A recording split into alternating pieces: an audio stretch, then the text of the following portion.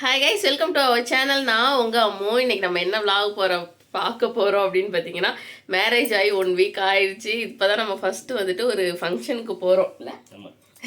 ஆமாம், அந்த ஃபங்க்ஷனுக்கு போகிறோம். அந்த விளாக் தான் பார்க்க முடியும். இங்கேருந்து ரொம்ப தூரம் இருக்குது. நம்ம பைக்லேயே ட்ராவல் பண்ணி போகிறோம். ஃபஸ்ட் டைம் 2 பேர் தனியாக பைக்கில் ஜாலியாக போகிறோம். அந்த விளாக் தான் பார்க்க போகிறீங்க. இது வந்து ரிலேஷனோட ஃபங்க்ஷன். ஸோ அதுக்காக தான் அழகாக கிளம்பி ஃபஸ்ட்டு நான் வந்துட்டு இந்த ஜுவல்ஸ், அங்கே ஒரு ஜுவல்ஸ் இருக்குது, அதுதான் போட்டுட்டு கிளம்புனேன். அப்புறம் அத்தை தான் வந்துட்டு இல்லை இதுதான் போட்டு இதுதான் நல்லாயிருக்கு அப்படின்னு சொல்லிட்டு அவங்களோட இதெல்லாம் கொண்டு வந்து கொடுத்தாங்க. அப்படியே போட்டுட்டு நம்ம கிளம்பியாச்சு.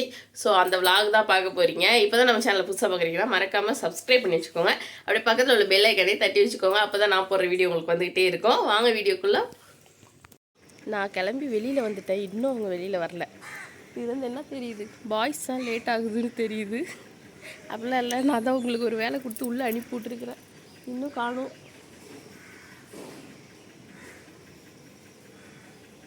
வந்தோன்னு உங்களுக்கு வீடியோ காட்டுறேன். இப்போ நான் காலைல கிளம்பிட்டு இருக்கும்போது அத்தை வந்து நெத்திச்சூடி இருந்தால் வச்சுக்கோ அப்படின்னாங்க. எனக்கு சிரிப்பு வந்துருச்சு. எதுக்கு நெத்திச்சூடி, நாங்கள் மேரேஜ் அப்பயே நெத்திச்சூடி வேணான்னு சொன்னேன், இல்லை சிரிப்பாக காமெடியாக இருக்குமே அப்படின்னு சொல்லிட்டு அத்தை என்னன்னா, இப்போ தான் நீ புது பொண்ணு, இப்போ நீ வந்துட்டு நெத்திச்சூடிலாம் வச்சு தான் ஆகணும் அப்படின்னாங்களா. ஒரே சில்லி ஆகிடுச்சி, ஷேப் ஆகிட்டு அதை சமையல் சிரிச்சிட்டு, நெத்திச்சூடிலாம் வைக்கக்கூடாதுமா, அதெல்லாம் குழந்தைங்க தான் வைக்கிறது அப்படின்னா. அப்போ உடனே அதெல்லாம் இல்லை, புது பொண்ணு கல்யாணம் ஆகி 1 வாரம் ஆகிடுச்சு, நீ நெத்திச்சூடிலாம் வைக்கணும், இரு நான் நாளைக்கு வாங்கிட்டு வந்து வைக்கிறேன் அப்படின்னு சொல்லியிருக்கிறாங்க.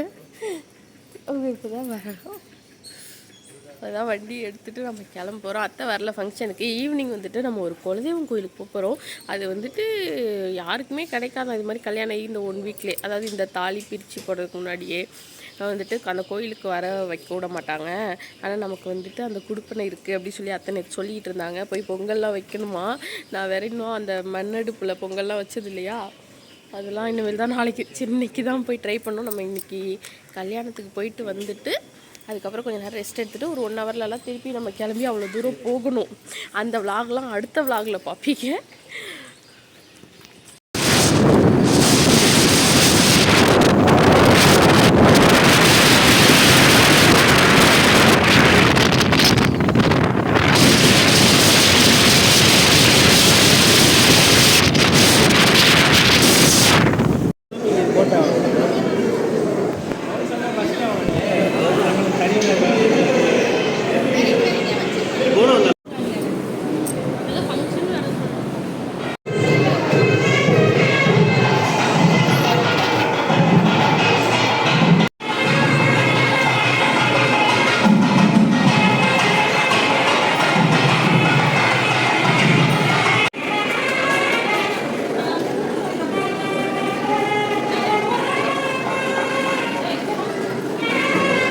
எந்திரிச்சிக்கிறாங்களே,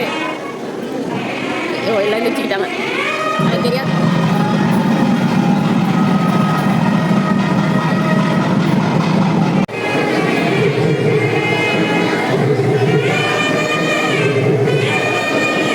அவங்க 2 பேர் மறைச்சிட்டாங்க.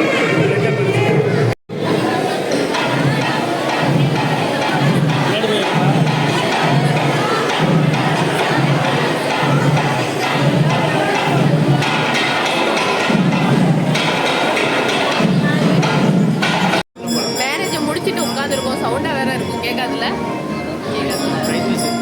பிரைட் இருக்கு போதும். என்னது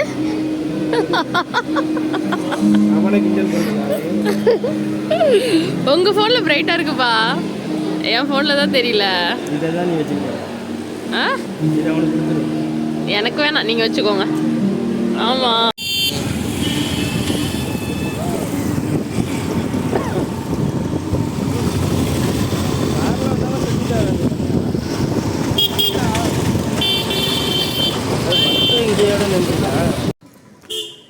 நாங்கள் கரெக்டாக தப்பான இடத்துல வந்து நிற்கிறோம்.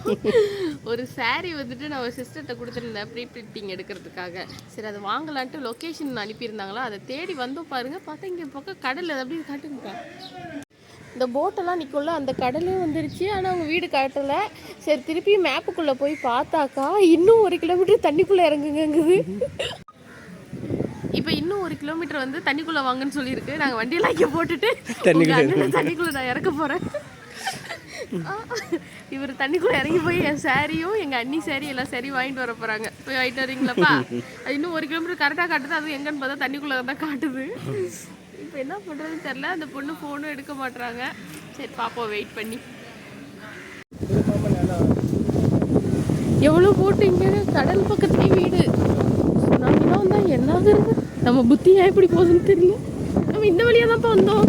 இவங்க ஒருத்தவங்க கரெக்டான இடத்தையும் மாற்றி மாற்றி போகிறாங்க. அப்போ நம்ம வந்து அந்த பக்கம்ப்பா எப்படி சமாளிக்கிறாங்க? மட்டமாக சமாளிக்கிறீங்கப்பா. எப்படி போனாலும் வெளில தான் வரும். கூகுள் மேப் நம்ம கட் பண்ணிட்டோம். இப்போ உங்கள் மேப்பு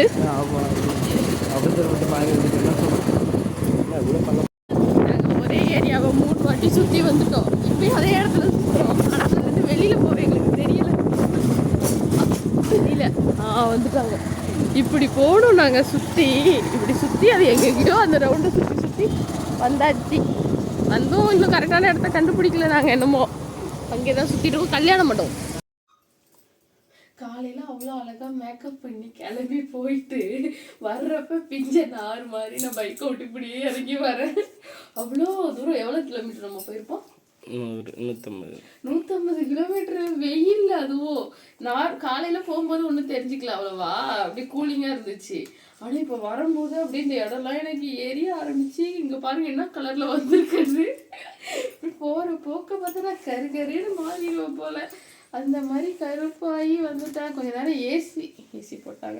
ஏசி போட்டு ரெஸ்ட் எடுத்துட்டு அதுக்கப்புறம் வந்துட்டு நம்ம சாயந்தரம் குலதெய்வம் கோயிலுக்கு போகிறோம். அது சூப்பராக இருக்கும் குலதெய்வம் கோயில். இன்னும் நான் பார்த்ததே இல்லை. அவங்களும் வந்துட்டு இப்போ தான் ஃபஸ்ட் டைம் போய் பொங்கல்லாம் வைக்க போகிறோம் அப்படின்னு சொல்லியிருந்தாங்க.